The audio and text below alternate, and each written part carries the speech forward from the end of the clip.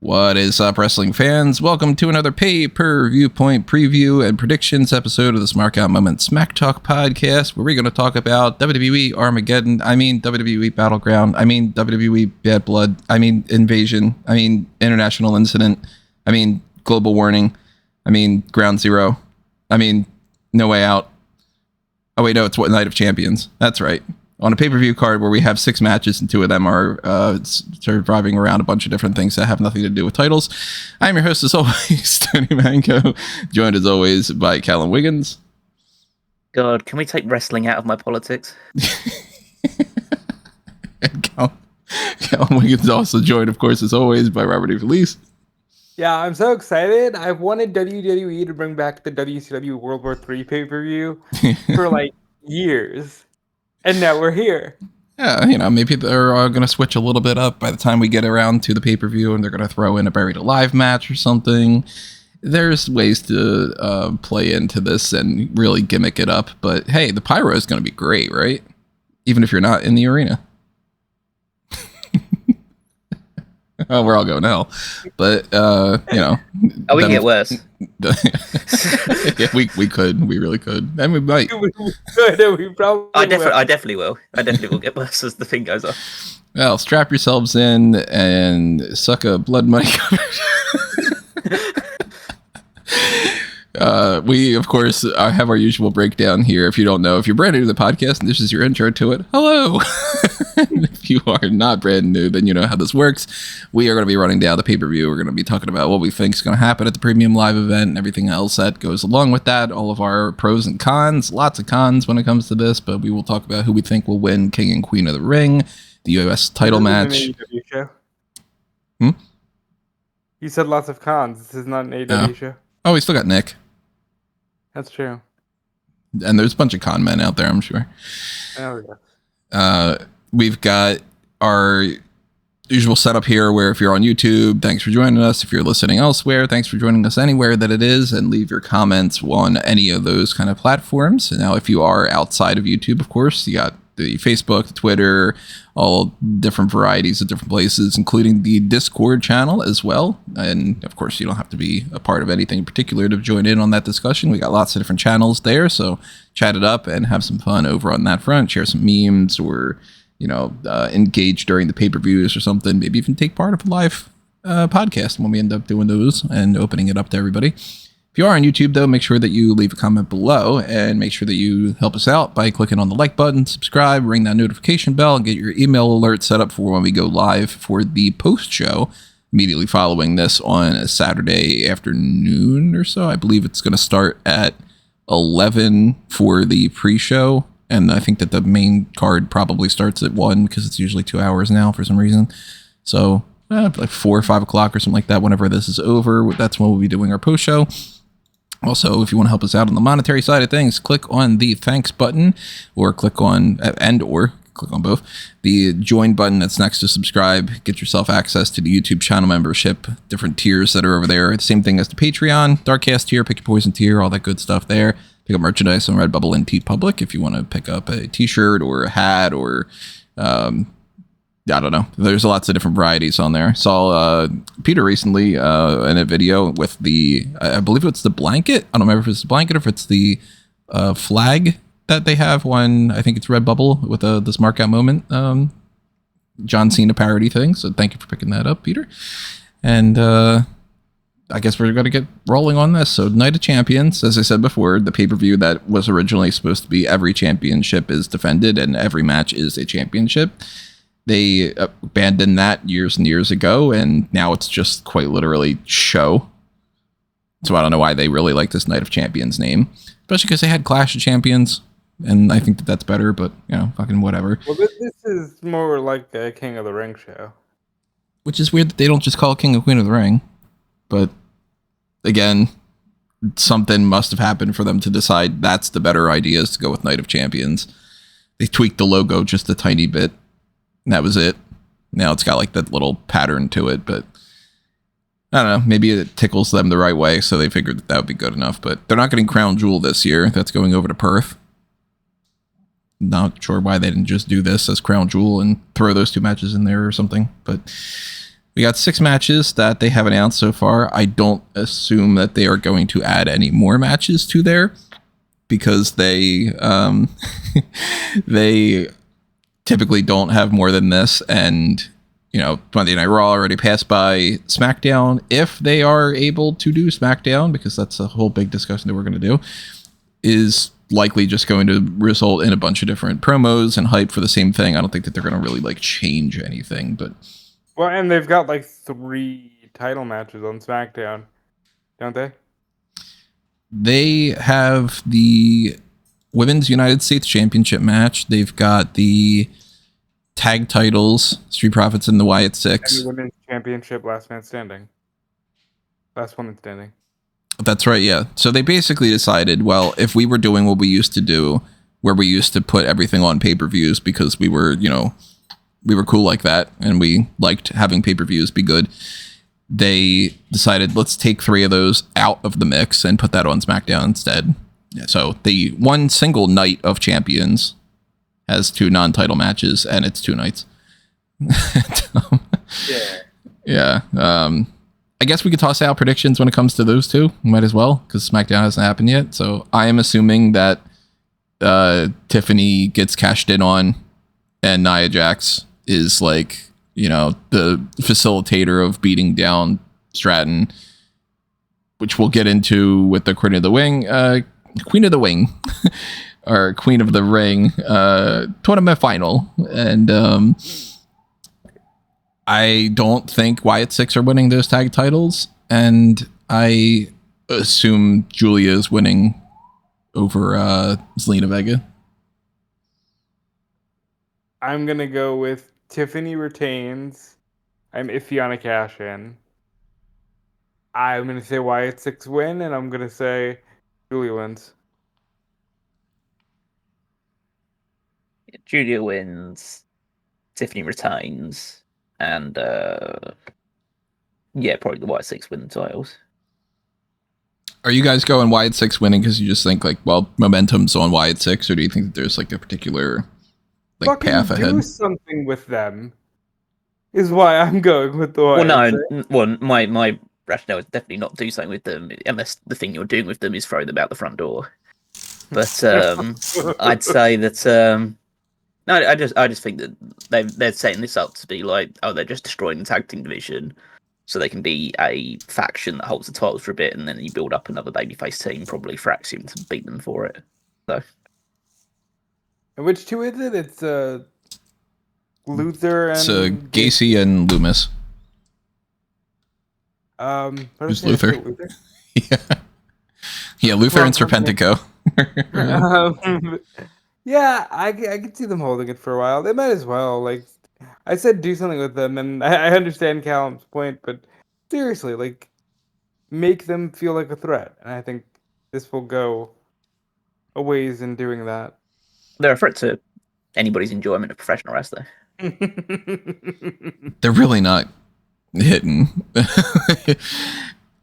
I probably should say that the tag titles are going to switch hands, because realistically that's the most interesting thing that they can do and all. But I also just sort of assume that maybe we get like, maybe Julia wins first and then Wyatt Six ends up in some kind of a thing where like the other tag teams get involved, and it's some sort of, well, now we've got, you know, too many teams out, so it's going to be a no contest DQ finish. And then, not all the belts are going to change hands tonight. And then they, you know, do the cash in or something. But if all 3 change hands, it wouldn't shock me. Like, if it's a schmoz, they're still going to get to the part where they win. So just have them win. True. Now, the 6 matches on this card itself, one of them was supposed to be Dominic Mysterio defending the Intercontinental Championship against AJ Styles. And on Raw, there was a backstage segment with Adam Pearce talking on the phone to Nick Aldis, being like, what do we do about the tag title situation for the women's division? Which it's like, well, it's been over a week. I think you could have probably figured that out by now. But no, you haven't. And he's like, all right, well, let me talk to you later. Let me inform AJ that Dom is not medically cleared to compete. And Styles says, "What, did he strain his mustache?" And doesn't believe it. And whatever. Pierce says, "I checked it out. Paperwork's legit." Whatever. Dom is not seen later on in the episode sporting any kind of bandages or a sling or anything, and they never specified what it is that he's supposed to be medically disqualified. In the Netflix or the international the bullshit. Here's important information that we're not going to show you. Thing. He basically was like, "Yeah, my ribs are fucked," and I am of the full belief that I think he just decided, I'm not going over there, and suck it. Like, I hope he's not injured for real, for obvious reasons, because you don't want anybody to be injured.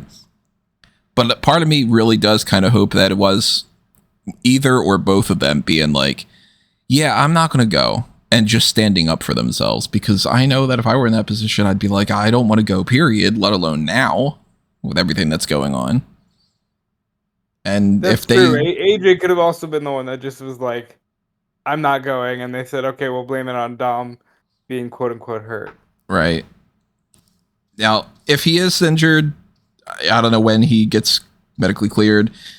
I am still, of course, hoping that that's not the case and whatever. Then it's just like on Raw, they just go, hey, by the way, that was forged paperwork, or now you've been cleared, or whatever. I saw some people saying Dom is injured with a broken heart because Liv's not there. It's like, that'd be kind of funny way for them to do that. But if they stood up and said, I'm not going to Saudi, then fucking good for them. Give them more belts, you know? But we're not getting that match. Instead, they decided to replace it with 2 other matches. Maybe they would have had one of these planned already. I doubt that that was the plan.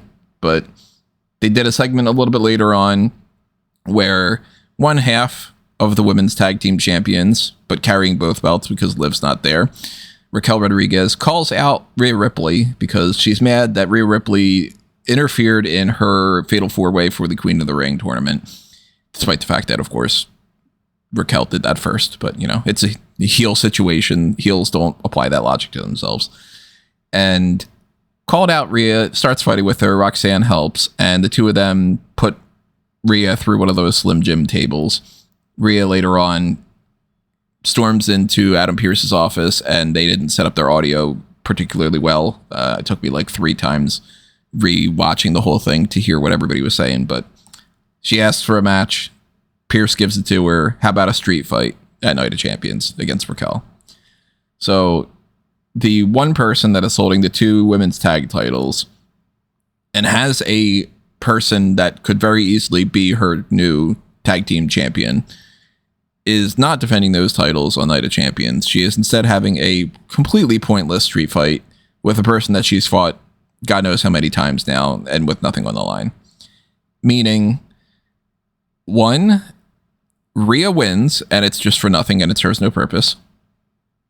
Raquel wins, and it's just for nothing, and it serves no purpose, and it makes Rhea look bad. Or Raquel wins by proxy of Roxanne helping again, and they do quite literally the exact same thing that they already did on Raw. That's the only thing I can imagine happening, and I don't see the point. So I actually liked the segment on Raw because I think we don't get enough segments where an imposing heel just calls someone out for a fight and they fight. You know, there's no like, oh, I'm going to back down from you now. Like, they just had a good fight. And you can recall when Raquel was actually a threat to Rhea and Rhea's last NXT match and stuff. So I enjoyed that setup. I think more than anything, this is to get Rhea on the card because she's the, biggest women's star. So let's try to get some bang for the buck here. And I think because of that, she'll win. But like you, I can also see a scenario where Roxanne helps Raquel and picks up the victory here. I just can't see Rhea losing one-on-one on pay-per-view. Yeah, I mean, I think the most surprising thing from my perspective is that this isn't taking place at Evolution. instead of they've decided to just do it for this one, maybe presumably because of the Dominic and AJ thing. They've maybe fast tracked 1 or 2 matches, but I assume this match was just going to take place at Evolution instead, because Rhea's got nothing to do and Raquel Rodriguez doesn't have a tag team partner right now. So, or at least doesn't have her current tag team partner available. So I thought, they'll just throw them together in a match, because they're not going to be fighting for it. They're not probably not going to be fighting for the world title or anything. So, Rhea will likely win unless you do have Roxanne get involved and cost Rhea the victory. In which case, then you just build up to some tag match. You find Rhea a random partner and throw her in. Maybe, I think they'll probably go Rhea and Stephanie Becker, probably make them tag champions. I saw some people putting it out there as if this is something to be like celebrated, like, oh wow, Best Booker of the Year award. People were like, well, it could be Raquel and Roxanne against Rhea and Nikki Bella. They could be the tag, and it's like, oh my god, don't do that. You just throw Rhea and Stephanie Becker in because they're just the two, like hot goth, slightly like have a Latina flair to both of them. Even though one of their Latina flair is the fact that she was in storyline dating a Hispanic man. I mean, the people would go nuts with this whole like mommy and mother kind of connection and all. Like, they'd make a good team. Like, they would be, visually appealing, and they're good in the ring, and they're popular as all hell. And, I mean, like, when it comes to tag team division in WWE, you're either a Fraxium type, where it's like you're a tag team that's created from 2 single stars, and then you actually merge really well together and become a legit tag team, like New Age Outlaws or whatever. Or you're definitively just, you were brought in as a tag team, that is what you are. Or you are temporarily 2 people that they have nothing else better to do, and then, it works or it doesn't. And they would, I think, work better than a lot of other ones would. And they work better than Natty and Maxine, at least. Yeah, and before anyone says, why'd they just throw Rhea Ripley as big star she is in just a tag team? Ask Bianca Belair, because that's what they did for all last year. So yeah, they can do it with Rhea Ripley as well. Plenty of people. I mean, that's what they did with the whole Bayley and Sasha thing for a while. And Asuka, how often has she been relegated to the tag team division too? So it's a downgrade in the sense of, if you go with like Rhea and Stephanie or whatever, instead of like fighting for the world championship, sure. But the longer that they're in the world title scene just 24/7, the more that there's a chance that people get upset about it, the more that you don't really have the opportunity to put some other people in there. It can be a beneficial thing, but it kind of depends on what the rest of the roster are up to. But I'm hoping that it's not a game plan of Rhea Ripley and Nikki Bella together, because that doesn't work in my mind. And I am assuming that this was not scheduled for the pay-per-view, and that this was the replacement thing with the Dom and Styles setup. How great would it be if they do this and then they're like, well, we need to get that Dom and AJ match, so, well, let's put that on Evolution. It'd be great if they accidentally do that. Hey, Dom was one of the biggest stars of the women's division in 2024. That's true. Hey, if anything, he was the driving force of the whole division with that side of things. So I guess my prediction wise, and maybe I'll change this when we start, getting into the last minute calls for fantasy league stuff, but I'm going to assume that Rhea wins this match. I'm going to say Rhea, but maybe I changed my mind. I have to think about the Roxanne of it all, because if they really did replace the AJ match with this, it's only so that Roxanne could help a Judgment Day member win. So there's that, but I'm going to say Rhea. Yeah, I think the safe bet is to go with Rhea, and then the Roxanne interferes after the match or attacks after the match, as opposed to have Rhea lose. Even though it'd be more effective, it means that Rhea doesn't have to lose. So, and they could effectively do the same thing and just kind of the match doesn't matter in the grand scheme of things, and a lot in WWE, where if they want to have Raquel and Roxanne fighting with Rhea and then somebody come out to help Rhea fight them off, it could just be Rhea beats Raquel, Roxanne comes out two on one, and then that person helps out after the match anyway. They still get the big pop, if it's a Nikki Bella or a Stephanie McCurr or whatever, or a Stephanie Vacquet even, then they can, just come out and then everybody goes nuts. That's going to be like a running joke throughout the whole rest of the year, I think. Should probably add that into my notes for the end of the year awards. Stephanie Vacquet. The other match that they could have potentially not had on the card and decided to throw on here just to replace that Dominic Mysterio Intercontinental title defense is Karrion Kross against Sami Zayn. Now, they were setting this up, at least. So it's like this came out of nowhere. And I was assuming that this would have just happened on Monday Night Raw, but maybe they decided to shift it over just in case. And the basic gist of this is the typical Karrion Kross has been getting under Sami Zayn's skin. It's been going on for a while now. And he had said, well, you're not going to win the King of the Ring tournament. You're going to lose to Randy Orton. And then when he did, he's like, I told you so. So Sami punched him. There you go.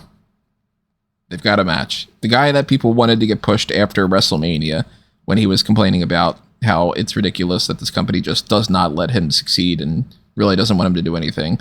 And what has he been doing since then? He's been, at most, popping up on Raw in a quick segment to just kind of nag Sami and wrestling on Main Event. They haven't really helped him out all that well. Now, he was like nagging Sami pre-Mania. Right. Like, this has been going on for a while. Since last year, even.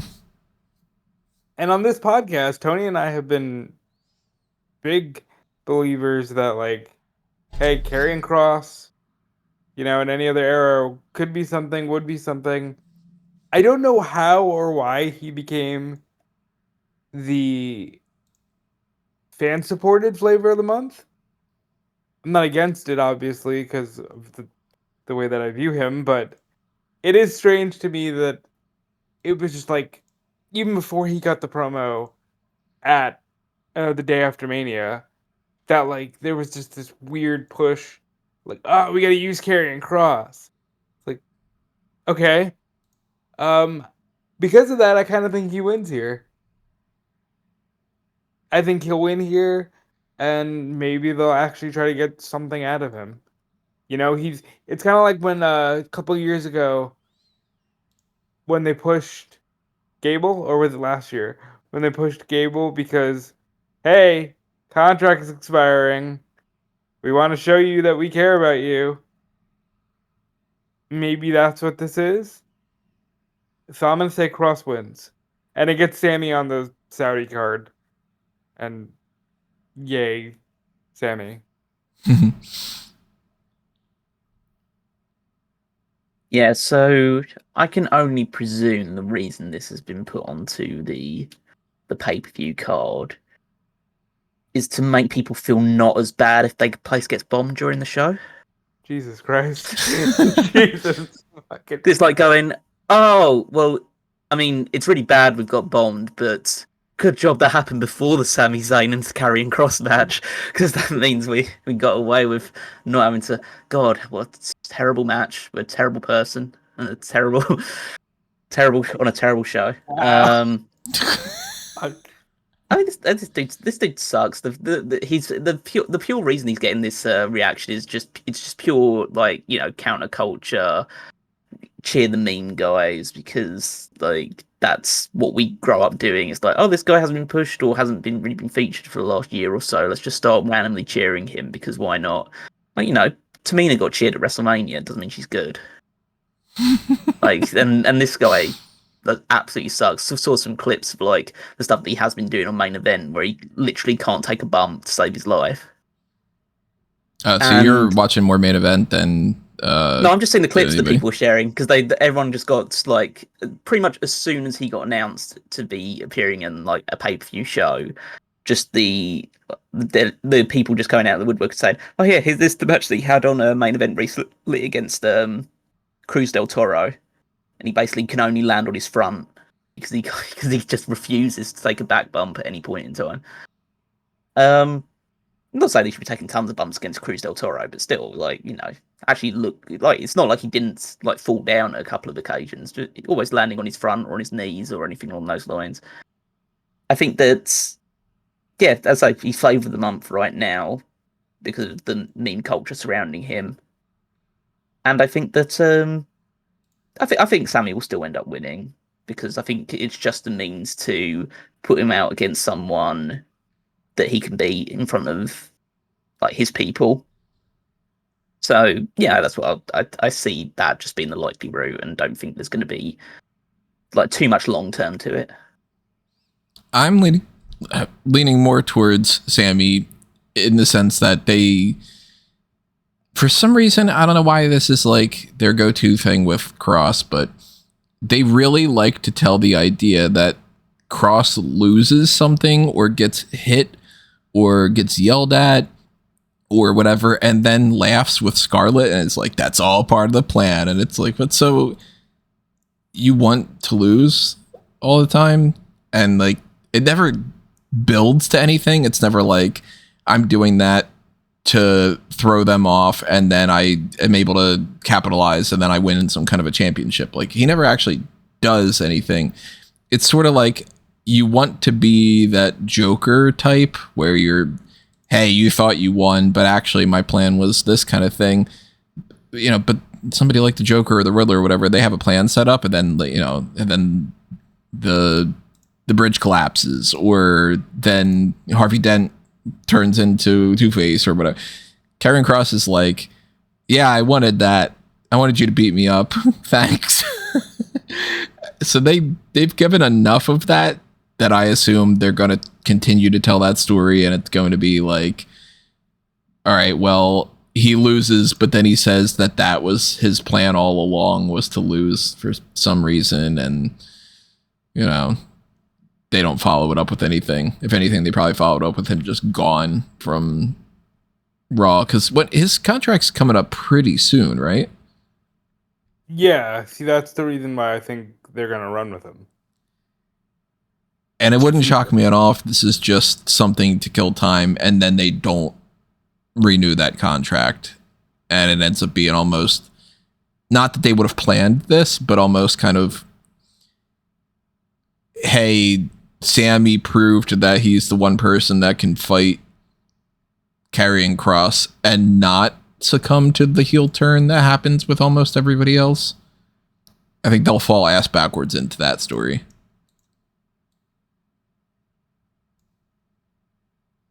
In any case, I'm just glad it's on the card because they've been doing it for forever. So regardless of how it goes, let's get this match actually in front of people so that you can say the story played out.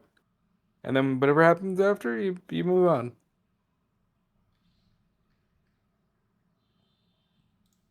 So those are our non-title matches. Technically, two things aren't really titles, but they kind of are. But let's put them off on the side a little bit because they have world title implications, and talk about a non-world title situation here. The U.S. Championship. Jacob Fatu against Solo Sikoa. This is something that they've been setting up for a while. I'm glad that they're doing it. It makes a lot of sense. I'm down for it. Like, thumbs up, I don't think there's going to be a thumb to the throat with the Samoan Spike. I don't think Solo Sikoa is winning this championship. I like that they just decided we're not going to bother anymore. Jacob Fatu is a babyface. People are cheering him way too much. And, turning on Solo and everything like that, it needed to happen. I like that they're doing this. Rikishi is probably doing fucking backflips over this match. I'm not sure which way they go here because Hikuleo is working. They are having him do dark matches. What is up with that? He's doing dark matches. He's on main event. He's Huh? not even on main event. He's just doing the match before the show. And they don't have to put him here. But they put Jeff Cobb here. And he's not even part of the family. They put Jeff Cobb in this just for looking vaguely like them. So I imagine Hikuleo's got to appear here at some point. And maybe that's here. Maybe Solo has earned a WWE United States Championship. I don't know. Solo is definitely at a point where you put the US title on him, and it's not like you're randomly putting it on. I don't know why I just wanted to bring him back up again, but Cruz del Toro. Sorry, we're not crapping on you on this podcast, but realistically, Cruz del Toro is not even a tag team champion right now, and it would be a little bit weird if you just suddenly threw him. All right, let's toss another name out there. If they were just kind of like, hey, Jamar Hampton from Evolve has that, it would be like, wait, what? Fucking already? But I think also, just to say, for the record, I was not shitting on Cruz del Toro. I was shitting on the guy who is on this card who had a match with Cruz del Toro. But I don't think that Solo's winning this, because I think that if they're gonna have Jacob lose it to one of the adversaries right now, it makes a little bit more sense to me for him to lose it to JC Mateo, and for it to be like Fatu beats Solo, but this feud continues, and then Solo helps Jeff Cobb win it, or Jeff Cobb Mateo. It's a little bit weird though that they did do the thing where they were like, Damian Priest says, I'm going to call out Jacob Fatu and I'm going to have a US title match for that. And then they turn Fatu babyface, and then Priest is like, on second thought, I'm just going to chill out with my homie R-Truth. But I guess they decided that they wanted to turn him quicker, and then they said, we'll put off that on hold, which that might even play into it too a little bit. Maybe there's some kind of game plan, like Fatu loses it to Solo it wouldn't be both, or Mateo, and then the person who beats them is Damian Priest or something. But I can see Priest Fatu being a big SummerSlam match. I mean, remember, you can lose it at Night of Champions and then lose it back at Saturday Night's Main Event. You don't have to have a long reign with the belt. Might upset Rikishi, but he doesn't have to have a long reign with the belt.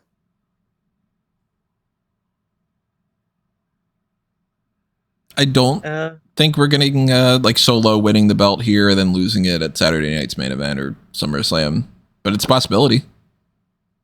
They've certainly had short title reigns, and not everybody needs to have, a 6-month reign or something. How long's Fatu had the belt now? Since WrestleMania. So what is that? That's 3 months, 2.5 or something. Was end of June, wasn't it? The WrestleMania, well, end of April. So middle of April. Yeah, end of April. Yeah, middle of April. So just over 2 months. Yeah, 2 months. And it's like, he hasn't had 20 different title defenses and stuff, but in the public consciousness, that's long enough that you can realistically lose that championship and then not look particularly weak. I don't think anybody's going to look at Solo Sikoa winning this championship, especially if he's not going to win it if he wins it by himself. He'll win it through help from Mateo and or Hikuleo. So it's not going to make Fatu look bad.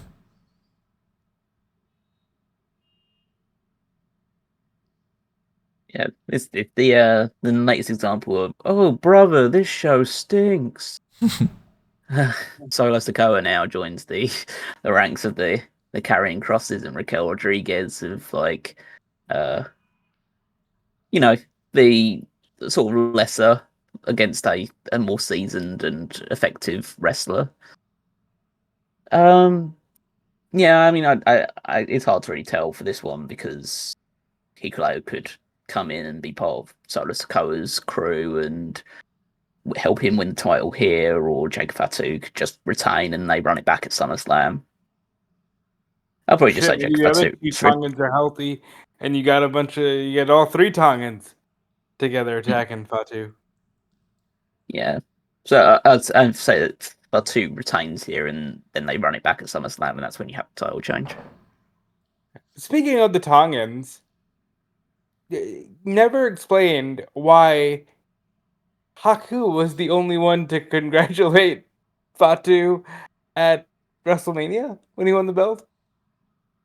Haku was just there like, hey, good job, bud. And then he disappeared. Just a random thought I had since I brought up his kids. But ultimately, I think I'm going to go Fatu because I also think Solo's proven by at this point that he can lose and lose and lose again and be fine. I am much more assuming Fatu loses this belt at SummerSlam than here, especially because we realistically look, Punk's not winning the title, but we got a king and queen of the ring being crowned, so it's like two quote unquote title change type things are happening on this show, and I think that that's enough, and they're not going to also put Fatu losing the belt here.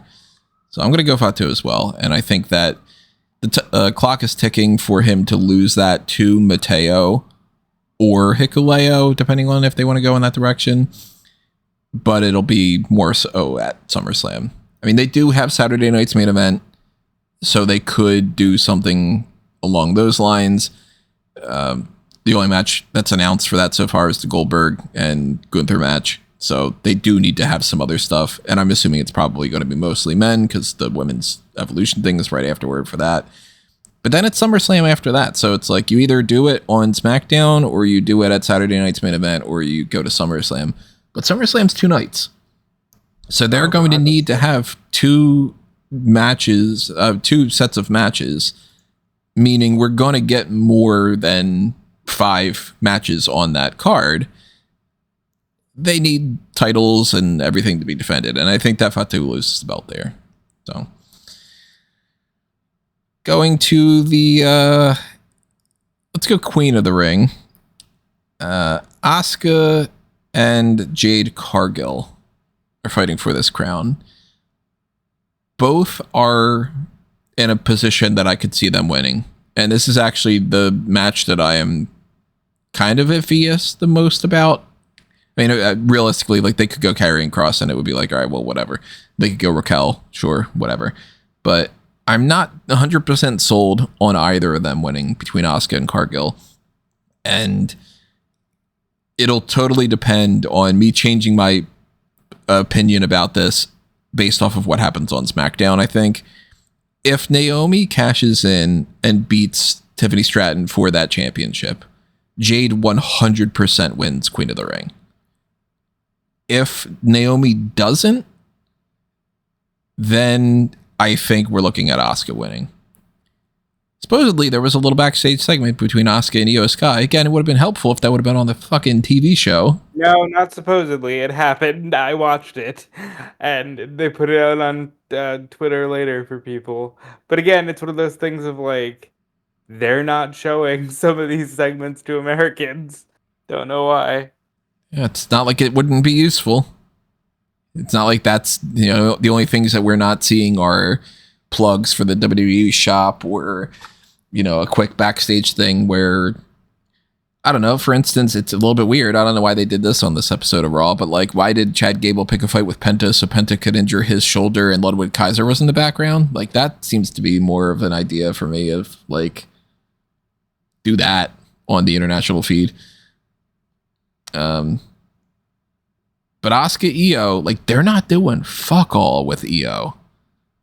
And I think that part of it is that they do just kind of want to wait and do Asuka Io. And they can still do that with Asuka losing. There's nothing at all stopping them from just creating a feud out of this. So the same applies to Jade. Naomi winning on SmackDown does not 100% guarantee that Jade wins this, because she could just pick a fight with her, then there's your match anyway. But I am much more leaning towards Jade winning this and setting up that whole Naomi thing, unless Naomi doesn't win that. So my eventual decision is going to be entirely based off of SmackDown. I hope whichever one wins that they actually have the crown going forward, because Queen Empress of Tomorrow makes perfect sense, and she would have fun with this like queen gimmick. Queen Jade Cargill, yeah, I could see her wearing the fucking crown too. I hope that they do. I want it to be Asuka, and I think that's the better bet. Is to just have it be Asuka, lock in Asuka EO for SummerSlam. If you need to do something where Ripley challenges EO at Evolution, it's not impossible that it could be Ripley Asuka. You know, I think they haven't really had a ton of one-on-one matches since like that one WrestleMania during the pandemic when they fought each other. I think Asuka's the move here. And Jade was already hovering around Tiffany in the belt, so she can do that without the win here.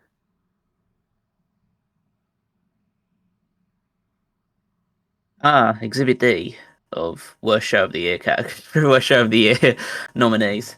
God, this match it's a big ask for Asuka to try and carry this lump of coal through this match. Yeah, Jade just like, I mean, Rob even like sent a message to us yesterday saying like Jade hasn't progressed since AEW. If Rob's saying something negatively about wrestling, you know it's bad. So, okay, well, since you brought that up, I was gonna try to skate by this match without bringing that up.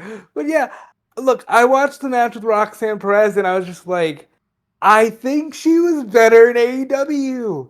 Like, I don't know what it is, but that match with Roxanne, I said this, it felt like one of the most intentionally choreographed matches I'd seen in a while.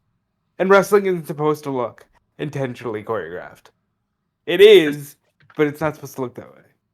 the thing is, like, Jade isn't better in WWE, or isn't worse in WWE than she was in AEW. What is worse is her presentation. In AEW, they recognised her limitations and so restricted her to short matches outside of like a couple of pay-per-view outings, but very rarely did any of her matches go for a decent amount of time. In WWE, outside of the fact that obviously for the first kind of year she was hidden away in a tag team, she's been going kind of 50-50 with people in matches and made to seem like the other person is a more significant threat. Not significant threat to her, but like, you know, having to sell for a lot of people and do a lot of that stuff, which she just isn't that great at doing. And so it's almost like when I look at Jade Cargill now, or I look at the presentation now, she just feels like another person on the roster, which is not the kind of aura that you brought her into, like presenting her as a star immediately after debuting, and then now she's just, you know, she's just there. She's just another person on the roster. And in terms of the match itself, as I say, hopefully Asuka can do some heroics to carry her through it. I think it's easier to have Jade win and get to Asuka versus EO some other way than it is to have Asuka win and find your way to Jade against Tiffany at SummerSlam. Because I think both matches are going to happen at SummerSlam regardless. It's one of those instances where it doesn't really matter who wins the number one contenders match. They're going to get the other one's going to get a title shot anyway. But I think you do Jade versus Tiffany because in my mind it's going to be Jade Tiffany at SummerSlam, and that's when Naomi cashes in, makes it a three-way, and wins the title there. And then you just get Asuka versus EO just because you just have Asuka go crazy on an episode of Raw Sack EO, and then you've got the match set up. So you don't think that the Nia match is here to facilitate any kind of thing with like Naomi winning? That it's mostly just like, well, let's give Tiffany a match, and we got Nia, so let's just do that. Kind of run it back. Yeah, pretty much.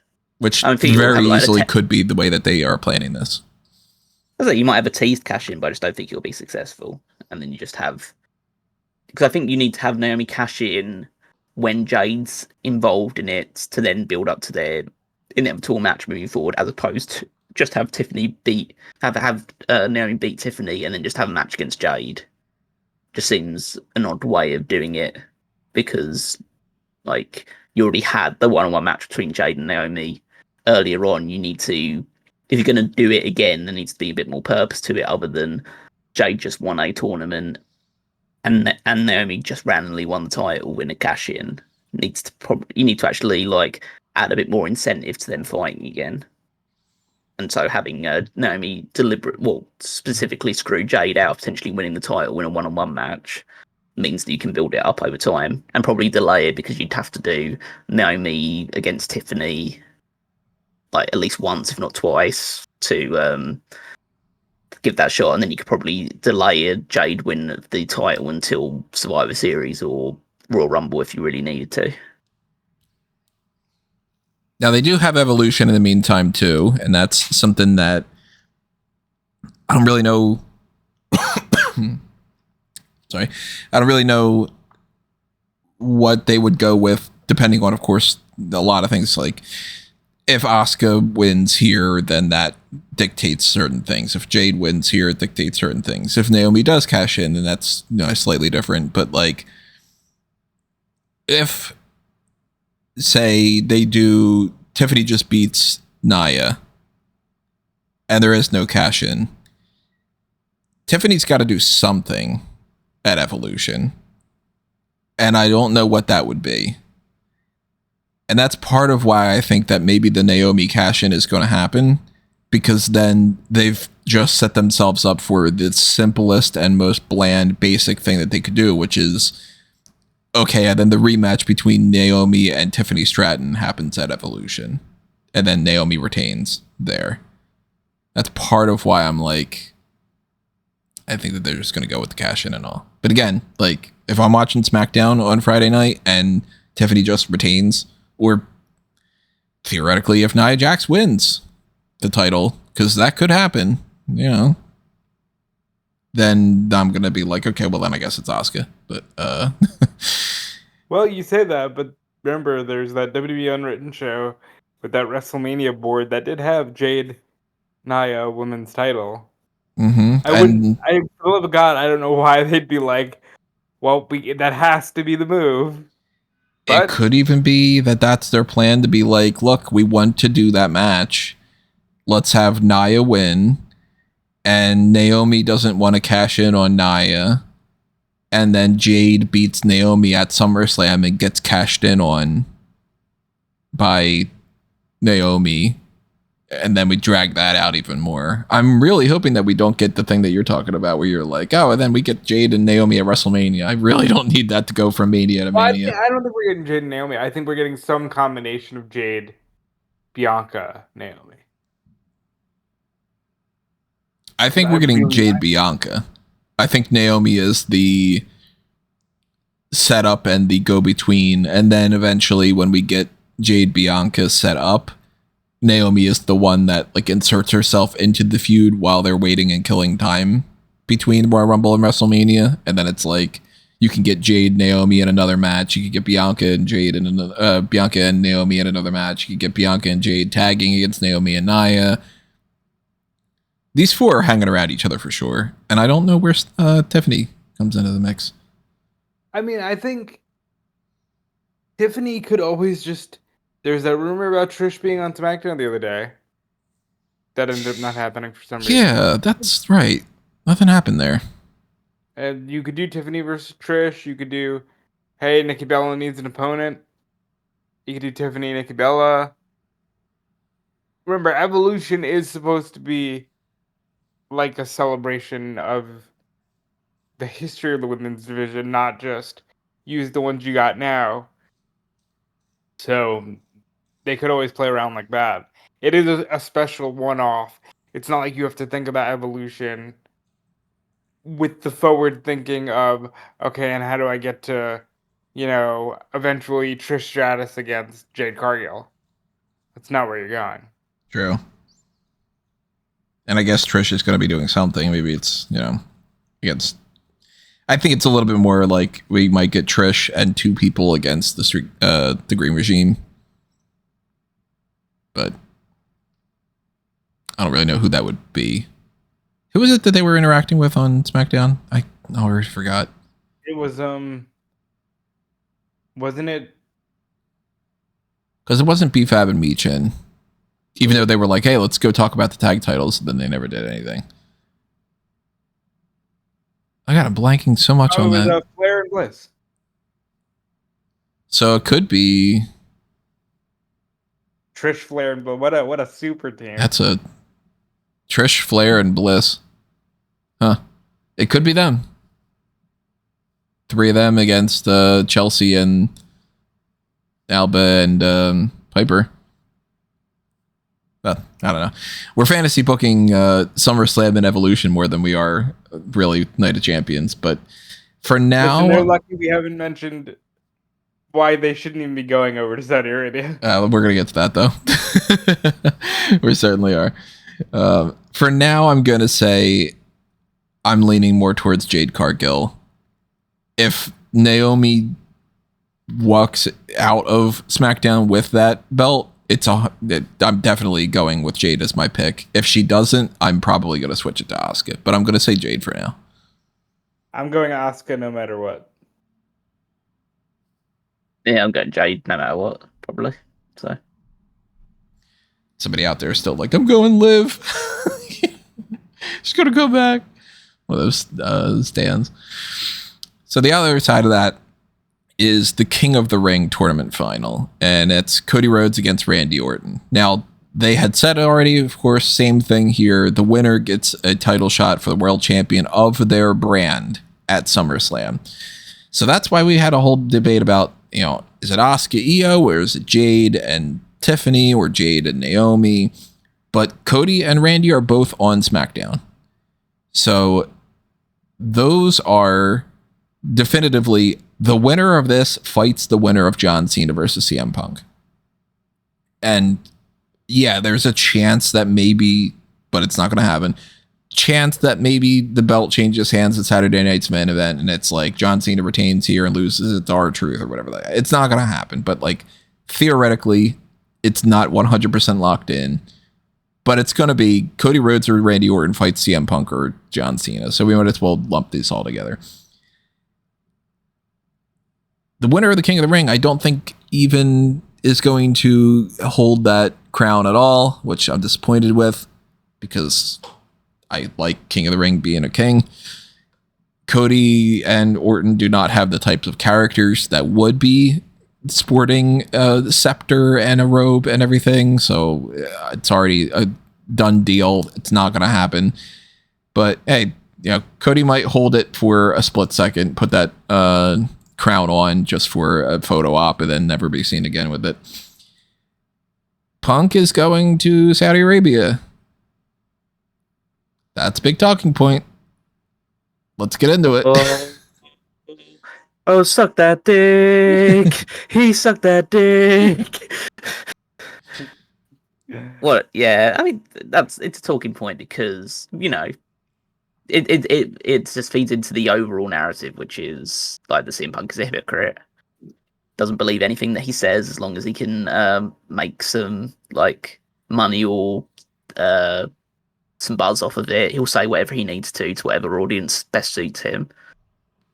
And pretty much WWE has his balls in a vice because this is his last shot. If he ends up fucking around or doing things that he's not supposed to in WWE, then his wrestling career's over. He's never going back to AEW as long as like Hangman and the Bucks and Kenny are still there. He's never going to go back to not going to go to like TNA or New Japan or anything like that. So, or certainly not to make anywhere near the amount of money that he would have been making either in AEW or WWE. So yeah, this is it for him. If he wants a sustainable long-term future in professional wrestling, which seemingly he wants to because he's been talking about how he wants to take over NXT and all this other stuff in the future, then he has to just do what WWE tell him to do. Even if realistically it does go against his views on Saudi Arabia and everything like that, he will suck that dick because he needs CM to get paid. Gluck. Yeah.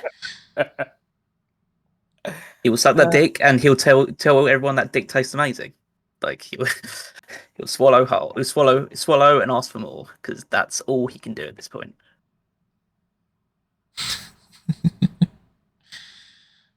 Yeah. Dude, like Mia Khalifa will be asking him on tips about how to suck a dick after that, after how much he's going to take that down on this show. What's she been up to anyway? To 9 inches, probably. Good for her. And neither one made as much money as they should have. So, with both of these matches, with Randy and Cody, and with Punk and Cena, one of my biggest gripes is, fuck, the build could have been so much better, and this should be like anywhere else. That could, even getting away from the blood money covered dick. Like, you're gonna tell me you don't have a single Chicago date you could have fucking put this match on? Or for Randy Cody, which is one of the most on a silver platter gimme matches you could do, you don't have like a pay-per-view you could have built to for this? Cody was champion for a year. You know, like, they could have gotten around to doing this match at some point. So that's part of my gripes with this. Obviously, just because we didn't officially say it, but we all know it's Cody Cena at SummerSlam. Yeah, it's Cody Cena at SummerSlam. Yeah. There's no point really in predicting these ones. Cena's going to win. Cody's going to win. Punk's not beating Cena for this championship here. It's not happening. So it wouldn't have been Cody Punk, and it wouldn't have been Randy Punk. And then the other option, it's Randy Cena, and we already had that. You're right. So, no. You know, but with Cody Punk for a minute, you know, that was a talking point going into Mania, that maybe that was going to be the match, and we're talking like obviously before Cena turned and all that.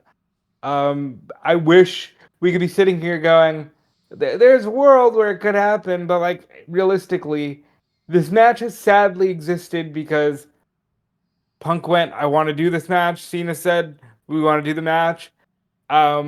They've somehow become the equivalent of Triple H and The Undertaker.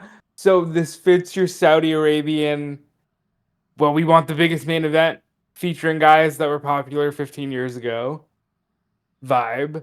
And unfortunately, they built the entire match around Punk's morality, you know, and while they didn't harp on it as much as I thought they were going to, they definitely had fun with John Cena just being like, and you're going to follow me to Saudi Arabia because that's the only place I'm ever going to give you the match.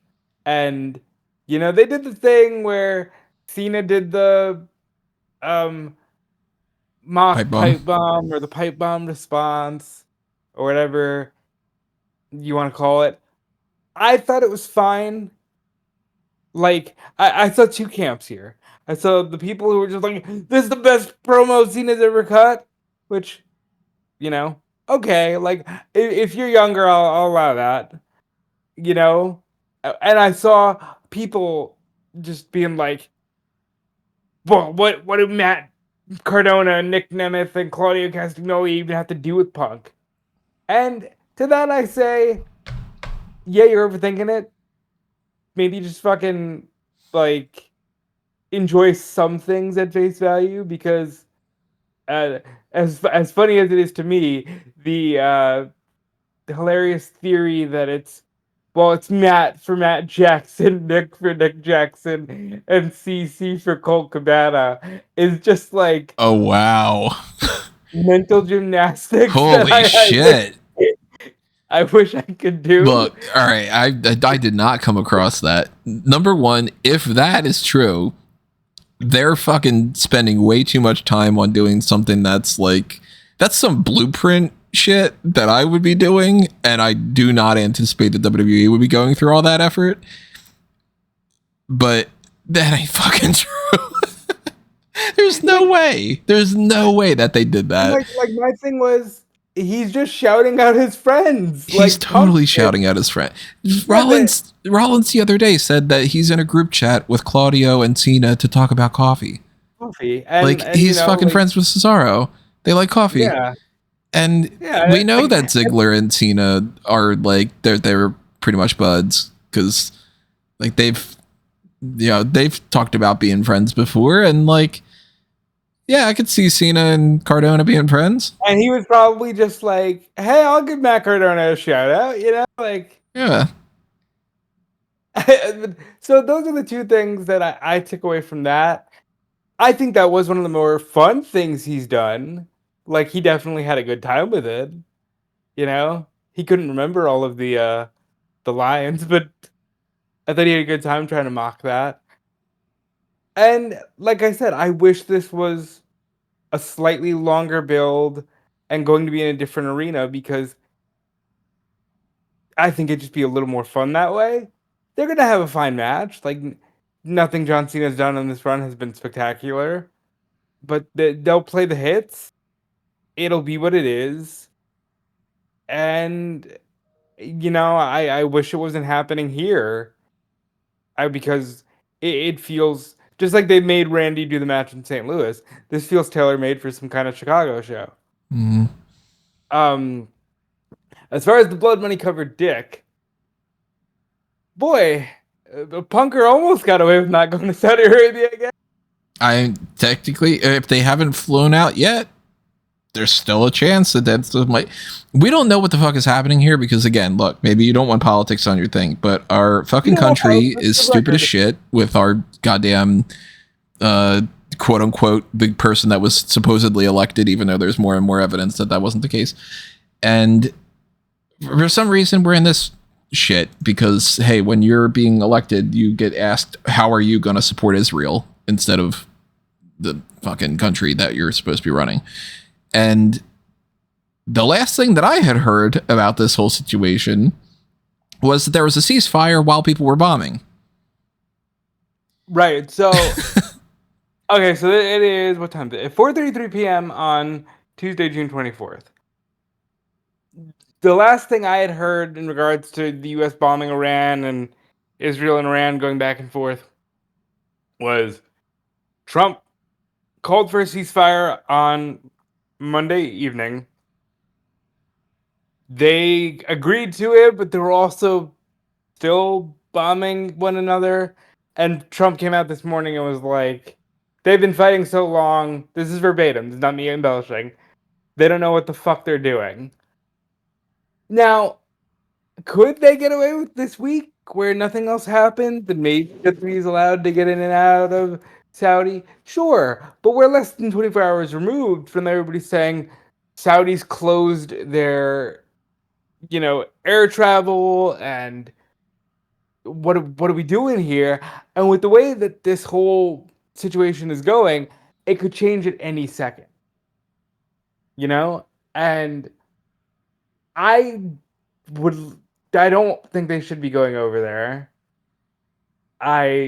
Obviously it doesn't matter what I think, but I don't think they should be going over there. I think to endanger the lives of wrestlers, crew workers, whoever the fuck, for a wrestling show is asinine. But everyone seems to just be fucking going with the flow because we've all lost our collective minds. Mm-hmm. And hopefully the ceasefire holds and they're allowed to get in and out of Saudi with no craziness in the region.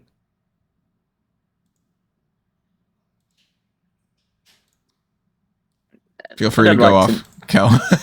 Oh, no. I would say I don't like to necessarily be this guy that I'm about to say.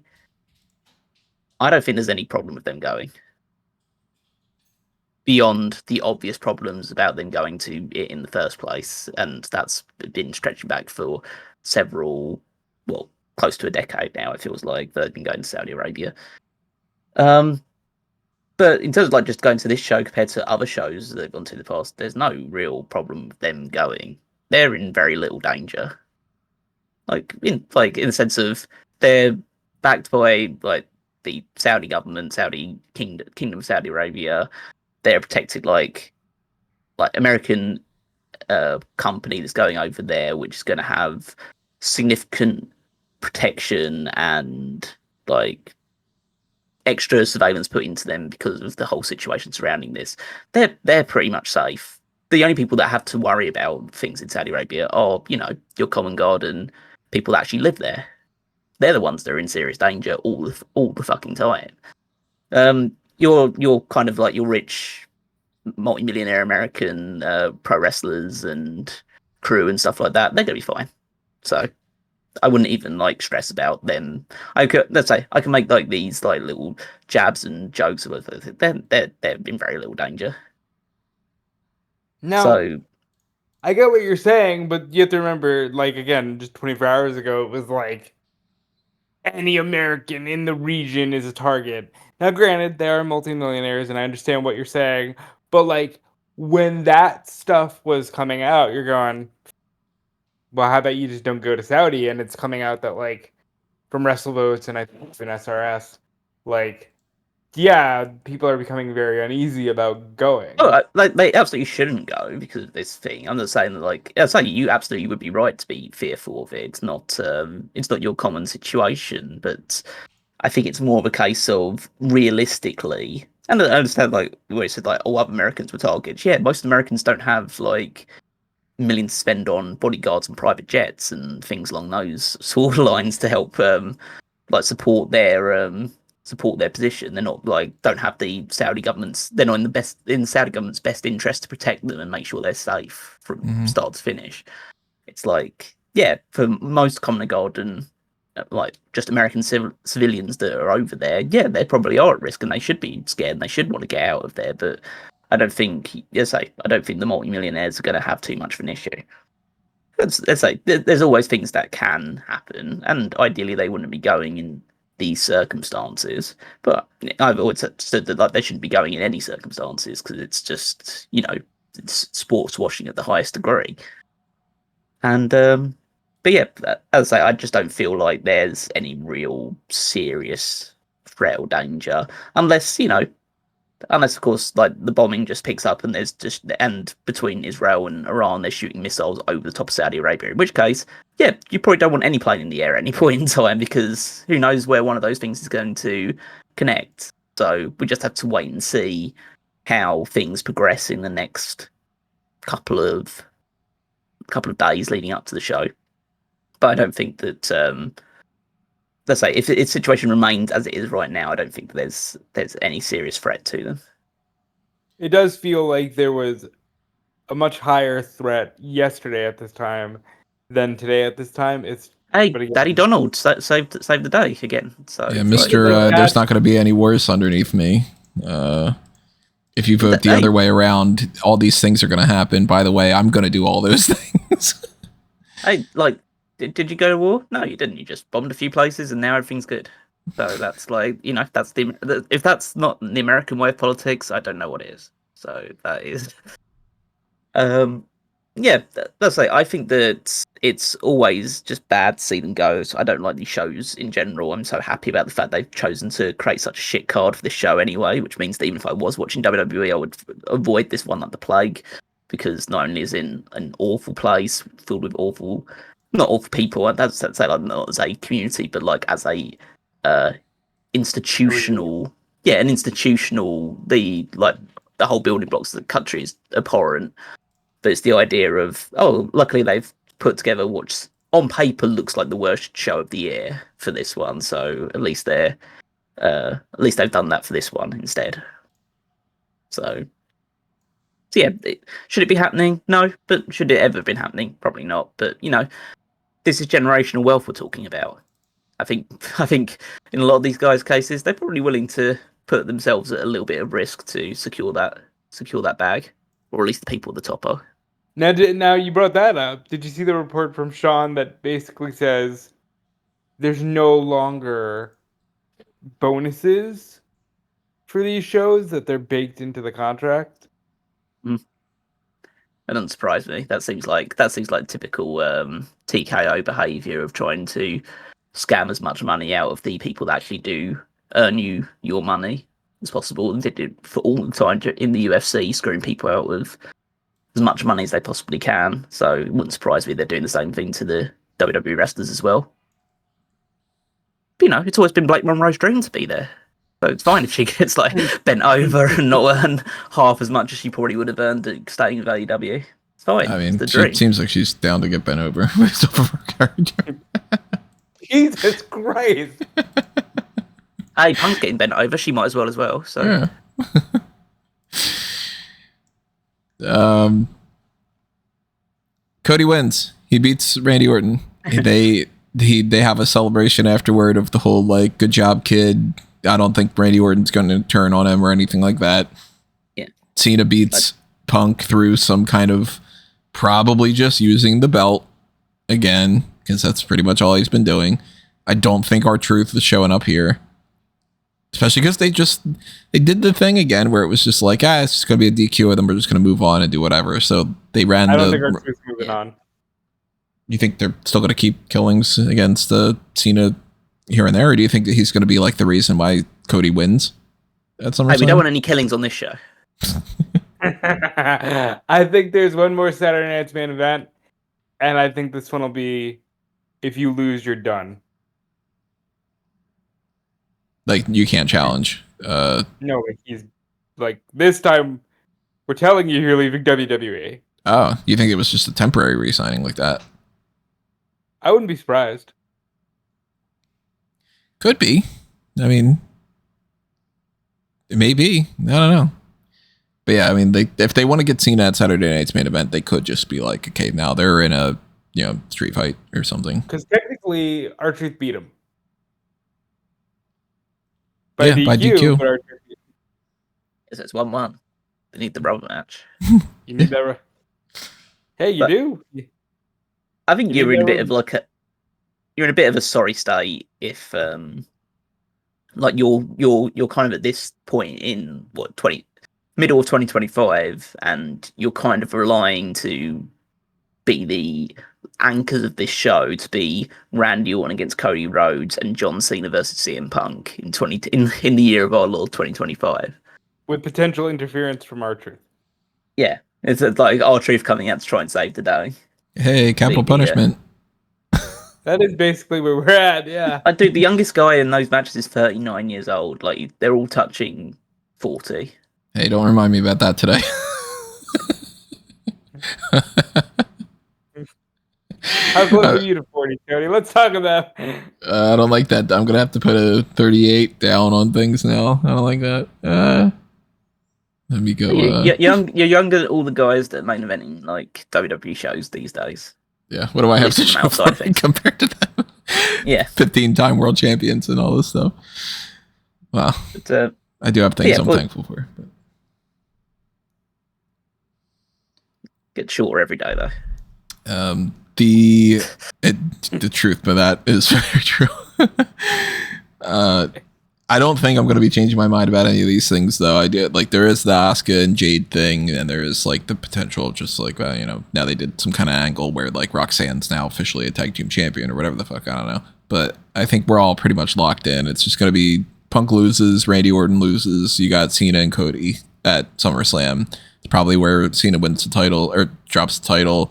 Maybe Seth Rollins cashes in. Maybe they do something like that. I don't know. Sort of all depends on where they want to go, but that's the card.